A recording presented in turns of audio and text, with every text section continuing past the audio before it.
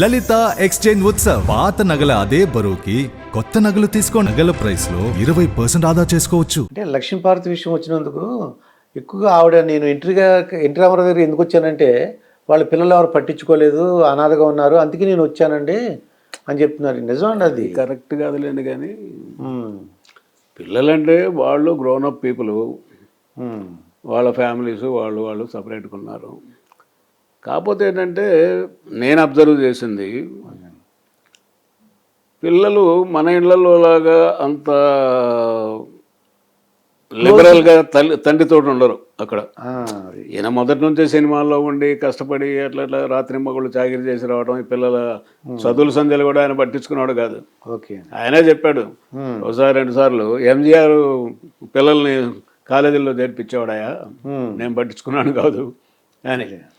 అందువల్ల మామూలు వాళ్ళు కూడా గ్రోనప్ చిల్డ్రన్ కాబట్టి వాళ్ళ ఫ్యామిలీస్ ఇబ్బందులు వాళ్ళకు ఉన్నాయి. ఆమె చనిపోవడం దురదృష్టం అండి. బసవతారకమ్మ గారు చనిపోవడం చనిపోవడం. ఆ తర్వాత అంటే పదవి ఉన్నంతకాలం వాళ్ళు ఉన్నారు, ఏది గవర్నమెంట్ సర్వెంట్స్ వాళ్ళు ఉంటారు కాబట్టి పెద్ద వేరే రకమైన ఇబ్బందులు లేవు. ఆయన ఓడిపోయిన తర్వాత ఆల్మోస్ట్ ఒంటరి అయిపోయినాడు ఆయన. ఇక ఆచారం స్టూడియోలో ఉండి ఆ టైంలో ఏమో ఎంటర్ అయింది. అంటే అసలు పిల్లలతో ఎలా ఉండి క్లోజ్గా, అంటే పిల్లలంటే చాలా ప్రేమ అండి ఆయనకు. కాకపోతే వాళ్ళు కూడా మామూలు మనలాంటి ఇళ్లలో తల్లిదండ్రికి ఉండే అంత రిలేషన్షిప్ ఉండేది కాదు. పిల్లలు కొంచెం డిస్టెన్స్ మెయింటైన్ చేసేవాళ్ళు. అంతేగాని అట్లా మీకు ఇంకోటి కూడా ఏంటంటే ఆయనలో ఉన్న గొప్పతనం, ఇవాళ ప్రతివాడు నేను చాలా పెద్ద కుటుంబం నుంచి వచ్చాను, నేను చాలా గొప్పవాడిని, మా తాతలు నెత్తులు తాగారు, మా మూతులు వాసన చూడండి అనే పద్ధతిలో మాట్లాడుతుంటారు కదా. ఆయన మకుటం లేని మహారాజు అయినప్పటికీ సినిమా రంగంలో, రాజకీయ రంగంలో కూడా ఏ రోజు కూడా తన పూర్వాశ్రమంలో తను పడ్డటువంటి కష్టాలు వాటిని మర్చిపోలేదు ఆయన. అదే ఆయన గొప్పతనం అసలు. అంటే ఎంత కష్టపడ్డాడు అంతా జ్ఞాపకం ఉన్నాయి. అన్ని జ్ఞాపకం కాదు, పంచుకునేవాడు. మాకు చాలా చెప్పేవాడు ఆయన పాపం. అంటే ఇద్దరం కారులో పోతున్నప్పుడు కాలక్షేపంగా ఏదో మాట్లాడుతుంది కదా. ఒకసారి విజయవాడలో వెళ్తున్నాము, రాత్రి 8 ఆ ప్రాంతంలో. ఇప్పుడు 3 వంతెనలు ఉన్నాయి కదా. అవునండి. ఆ తర్వాత ఓల్డ్ మన గవర్నమెంట్ హాస్పిటల్ ఉంది కదా. అవునండి. మేము కంట్రోల్ రూమ్ పోయి పోవాలి. వాస్తవానికి పైలట్ అటు వెళ్ళిపోయినాడు వాడు. డ్రైవర్ని ఇట్లా స్ట్రైట్గా పోనీ అన్నాడు. సార్ పైలట్ వెళ్ళిపోయింది సార్, ఎట్లా సార్ అదంటే, విజయవాడ మనకంతా కొట్టిన పిండి కదా, ఏం పర్లేదు పని అన్నాడు. కొంచెం దూరం పోయిన తర్వాత, స్లో చేయి డ్రైవర్, బండి ఆపవాక, అందరు నన్ను గుర్తుపడతారు వచ్చేస్తారు అని. నర్సయ్య గారు చూడండి, ఆ మూలన లైట్ కనపడుతుంది చూడండి, అది ఒకప్పుడు మేమున్న పూరి గుడిసె. నేను గుంటూరులో కాలేజీ చదువు అయిపోయి చదువుకొని ఆటలాడుకొని ట్రైన్కు వచ్చేటప్పటికి మా అమ్మ లాంతరు పట్టుకొని ఎదురు చూస్తుండేది నా కోసం. 2 గేదెలను పెట్టుకొని మా అమ్మ పావులమ్మి చదివించింది నన్ను అని. ఈ రోజుల్లో ఎవరు చెప్పమనండి, ఒక ఎమ్మెల్యేని కానీ ఒక మినిస్టర్ని కానీ చెప్పుకోమనండి. ఆ విధంగా చెప్పరు. అదే ఆయన గొప్పతనం. అట్లాగే సినిమాలో చేరకముందు తను పడ్డ కష్టాలు, పెళ్ళయింది, ఒక కొడుకు పుట్టాడు, సబ్ రిజిస్ట్రార్గా సెలెక్ట్ అయినాడు పత్తిపాడు, గుంటూరు జిల్లా పత్తిపాడులో.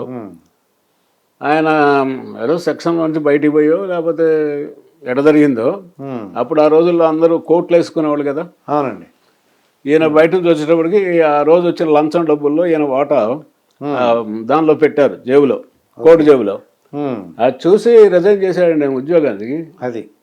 దీనిలో అది తనకి ఇష్టం లేదండి, నిజాయితీగా ఉండాలని రిజైన్ చేశారు. ఆ రోజుల్లో సబ్ రిజిస్ట్రార్ అంటే చాలా గొప్ప ఉద్యోగం కదా. అందువల్ల ఆయన నిజాయితీకి, క్రమశిక్షణకి, పట్టుదలకి, తర్వాత మంచితనానికి నిలువెత్తు నిదర్శనం అండి ఆయన.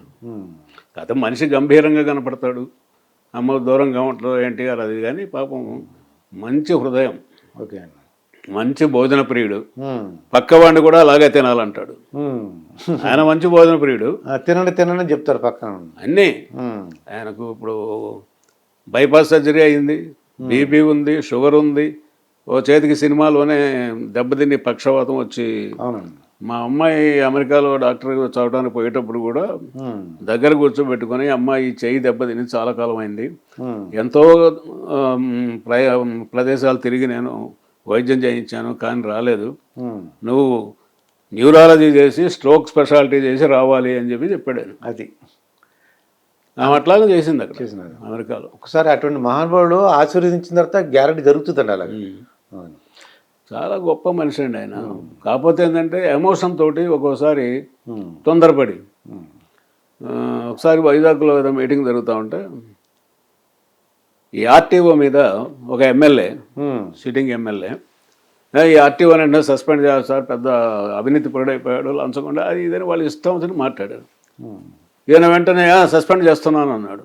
ఉమ్, సరే మీటింగ్ అయిపోయింది, సర్క్యూట్ హౌస్లో లంచ్కి పోతే సార్ మీరు చాలా తొందరపడి చేస్తున్నారు, అతను చెప్పేది కరెక్ట్ అనేది ఏముంది, ఉమ్, నేను ఎంక్వైరీ చేసి ఈ లోపల ఉమ్, వాడికి ఒకే నెంబర్ మీద 2 బస్సులు ఉన్నాయి, ఓకే. అవి పట్టుకున్నాడు ఆర్టీఓ. ఉమ్, అందుకు ఆయనకు కోపం. దాంతో ఇదంతా చేశాడండి.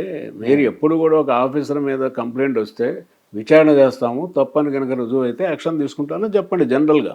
ఉమ్, అంతేగాని స్ట్రైట్ అవే అతను అడిగాడు కాబట్టి వాడేదో సత్యాచంద్ర బావమరదో అదే తమ్ముడులాగా మీరు భావించి వాడిని సస్పెండ్ చేస్తామంటే ఏమవుద్దండి అంటే వెంటనే మళ్ళీ ప్రెస్ కాన్ఫరెన్స్లో చెప్పాడు, ఉమ్, ఎంక్వైరీ చేసి నిజాలు కనుక్కొని ఆ తర్వాత యాక్షన్ తీసుకుంటారు. అవునండి. అట్లా ఒకసారి తొందరపడతాడు అనమాట.